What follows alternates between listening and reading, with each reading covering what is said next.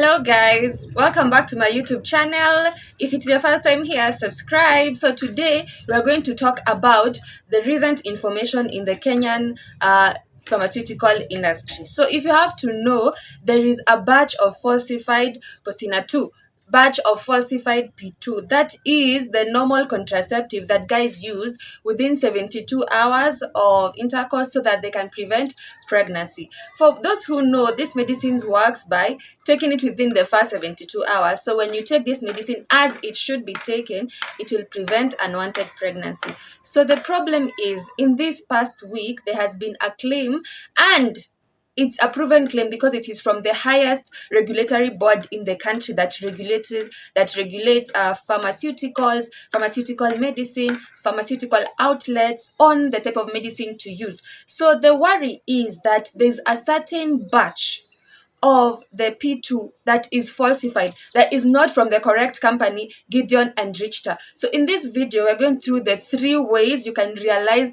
a falsified P2 that has been announced to be wrong and should not be in circulation, and how you can protect yourself, and probably what you should do next if maybe you feel in the past week that is what you had taken, or even how to prevent it from happening, like if you see the pack, or how you can send the information to the right people and the right model for you to understand the way it is.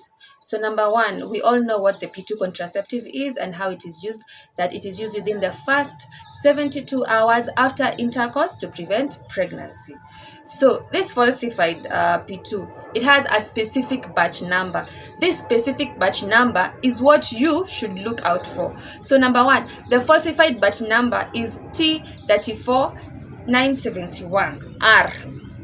So I'll repeat it again because there's a small error in the batch number. The batch number that you should be careful about is T34197R.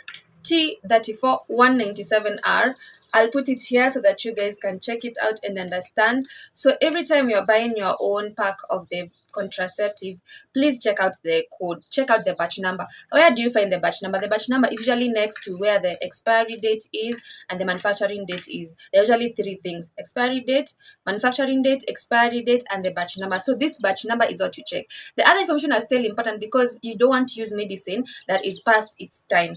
So you check the other expiry dates too, and the manufacturing date, and then the batch number. If it is T34197R, then that is the batch number that is falsified. It may contain no active ingredients, harmful contaminants, or just not the correct dosage. So what do? You have to report it, and I'll show you in the video how to report it. So that is number 1, how to identify it.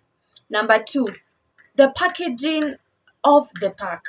You know, the packaging material, it's very different from what we are used to. You know, even you can see the packaging advertisement, the packaging, there is usually, because the Postina 2 is usually written in an orange. So this orange is different from other orange. But Sasa, it's crazy to know because people will be like, but I don't buy this all the time. How will I know how the orange looks like? So this orange seems to be darker than the average orange used in Postina 2 packaging. So if the orange is darker and then it just looks a bit off, then that is the one that you look out for.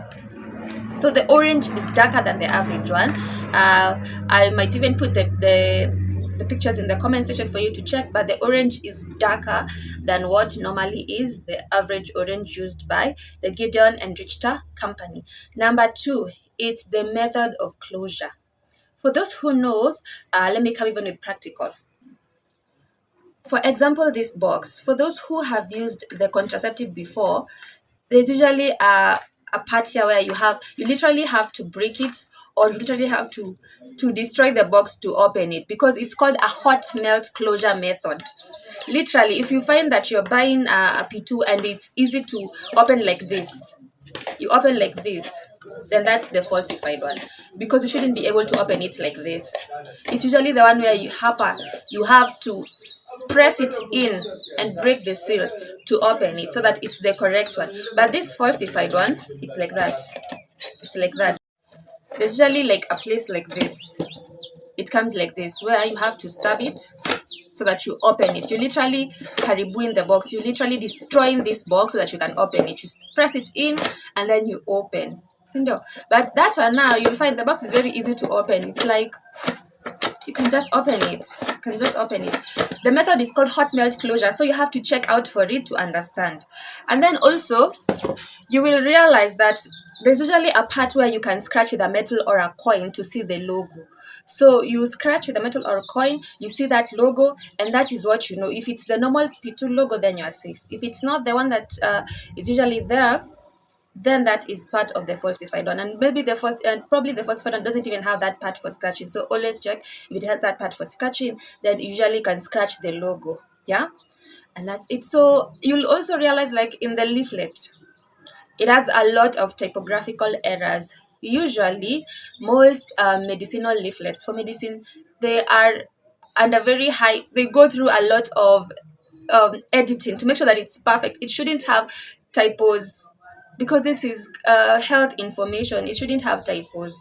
So you find this one has so many typos. It's not in the right way that it should be. So that way you can be alarmed and worried that this one is not the one that you require, or it's not the correct one that you can use. So always be vigilant, because there's so many things that are happening right now.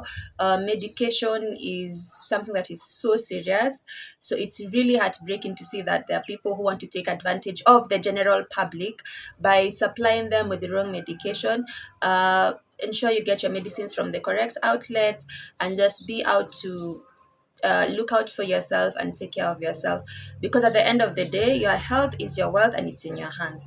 So I'll just rush through the things that I have mentioned. First, check out for the batch number. If it is the batch number that is the falsified batch number is T334179R, please ensure you check out the batch number. The batch number is usually where there's the expiry date, the manufacturing date. There's usually an extra one, an extra number, an extra set of numbers that is now the batch number. So you check out the batch number to make sure it is the correct one. You check out the method of opening. That, I think that's the easiest way to know, because it can be so easy to open or so difficult to open, because it uses the hot melt method for that.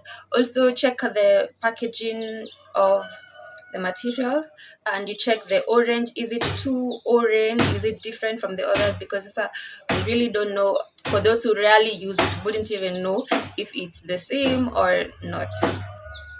Yeah. And with that, so what do you do after you've taken the falsified P2? Best is to visit the hospital to just do a random blood check and just understand maybe if there's something else that's the matter.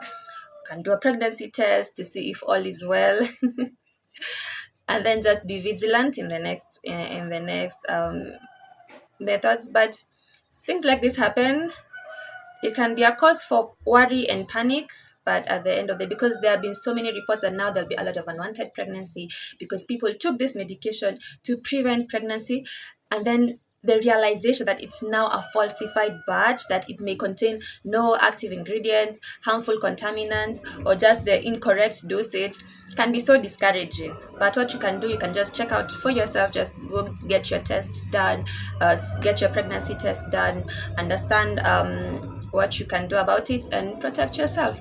At the end of the day, things like this happen, and we just hope that our Ministry of Health and the government can be very vigilant to protect us and ensure that at least we will be safe.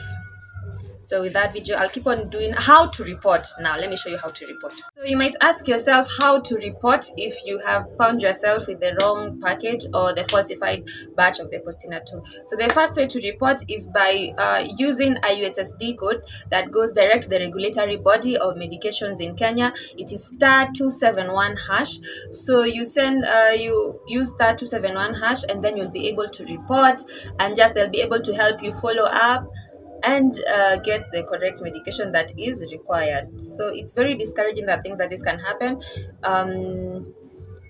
It's really a way of just saying maybe more guidelines should be put in place to just ensure that the correct medication and the correct dosage gets into the market. So that is really what is on the problem sometimes. But with that, just the best you can do is just do your pregnancy test, do your blood work, and just if you've used between the past few months, just do your pregnancy test, do your blood work, and you'll be okay. See you on the next video, guys. If you haven't subscribed, please subscribe. We usually make these very educative and fun videos, and we're looking forward to more interaction with you. Thank you.